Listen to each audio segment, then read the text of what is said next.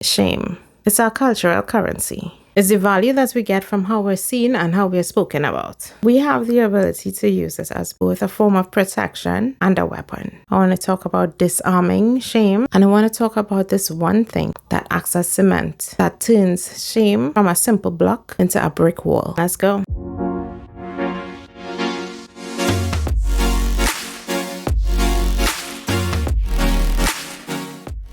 Let's do a quick recap of the last episode. Seeing the action for what it is to a place we can separate that this is what somebody has done versus what has happened to me. We can detangle our identity that is wrapped up in there, and we can stand alone, root our identity in God, able to look at this thing objectively. I don't have to hide behind this anymore. I have disarmed that shame. Hello and welcome back to another episode of Our Mess, His Canvas. I'm your host, Juvon. So what happens if we don't disarm shame? Well, we start to weaponize it. We use it as a way to kind of level the playing field. No, we use it as a defense. We use it now as a way in which to get back. We want to make them feel the shame that we feel. That could look like a lot of things. It could look like name calling. It could look like trying to expose the person. It can show up as just constantly reminding this person of what they have done. It can show up in just withdrawing grace or affection. It also shows up as comparison, just comparing them to somebody else who maybe did not commit this act. So when we start to weaponize shame, we are also now creating a trap that we find ourselves in. We are now continuing to perpetuate bitterness, and we're not healing. We will never get to that place of true healing if we keep falling back into the same trap and we are not prioritizing what healing should look like.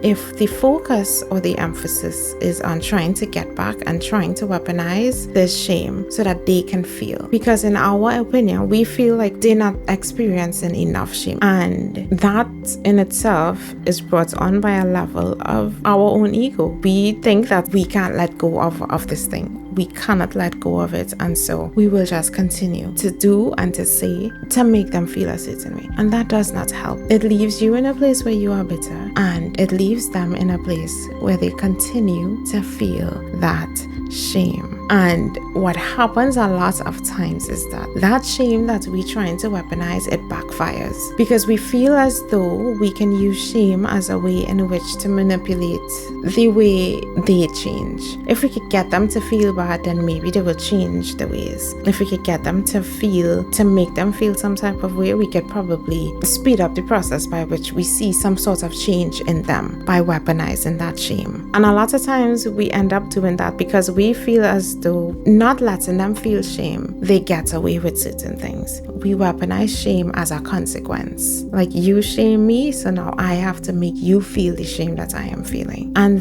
that backfires. And it backfires in a way that is not always an easy fix. It backfires in a way that makes an even bigger mess. If we get to a place where we can set ourselves apart and we can root our identity in God, not in their actions, then we can get away from feeling that sense of shame and we can extend grace. And the problem that we have with that is that grace feels like we are just excusing or pardoning the behavior. We feel as though grace is now making them think that this is acceptable, that they get away with it. And I'll use the example in the Bible about Hosea and Gomer.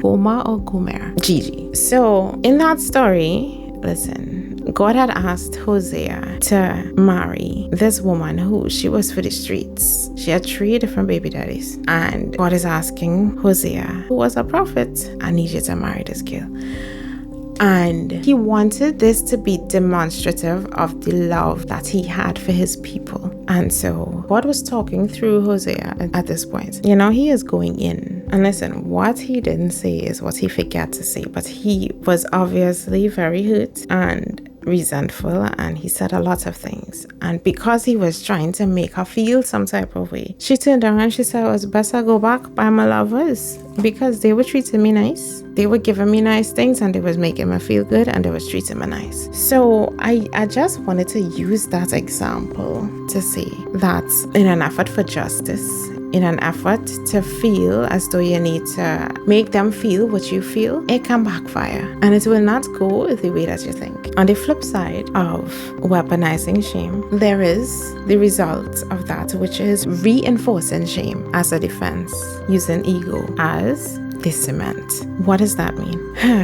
If we look at shame as a block, ego is that cement that hardens and it will turn that block into a brick wall. Ego justifies actions. And so you would start hearing things like, well, I had a right to do what da da da da da. Or, well, it's they who drove me to do XYZ. And then because of this, there is no healing because we cannot name this thing. And you cannot heal what you do not name. Another thing that ego does, it numbs the conscience. And so that convinces them not to feel badly about what they've done. And so they avoid sitting in this discomfort, which eventually is supposed to lead to growth. But there is no growth if you can't sit in the discomfort, because in your mind, I ain't do nothing wrong. Your conscience is numbed and they thinking, well, I ain't do anything wrong. Another thing ego does, it isolates. It isolates, and now they are in a place where they start resisting vulnerability. Vulnerability now looks like weakness. So they think, well, if I show my weakness, then I'll lose respect. So you find that isolation is kind of a way in which shame goes unchecked. So when ego cements shame, what you'll find is that that person gets trapped in a cycle and repeat the same harmful patterns.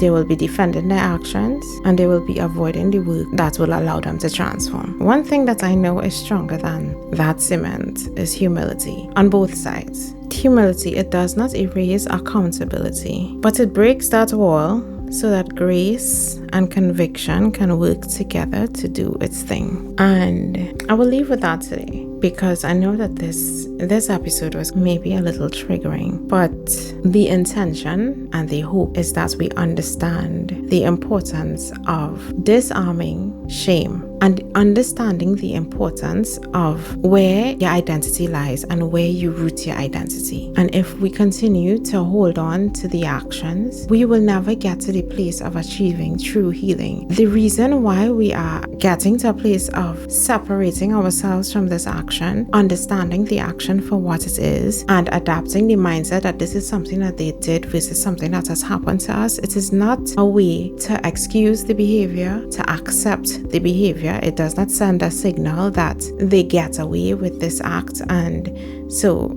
they are pardoned. It is for the purpose of you getting an opportunity to root your identity in God. Let God be the one to source you and to remind you of why He created you and who He created you to be. You get to remind yourself of who you are. You do not have to continuously show up hurt because of the thing that this person has done. It does not excuse them. It does not pardon them. They have to answer for this, But trust me, I think that them answering to God has a heavier weight than if they have to answer to you to punish them, to give them justice. God says vengeance is His. Let God avenge you in this situation. You root your identity in Him. Let Him remind you of who you are, who He created you to be, that your strength lies in Him, and that this act does not define you. It does not make you any less than who He created you to be. So I hope that this has been impactful. Let me know if this perspective has changed your point of view, what's your general thoughts on the idea. And the hope is that you are able to use this as a step to heal. I pray that you have an amazing rest of your week, and I will see you in the next video.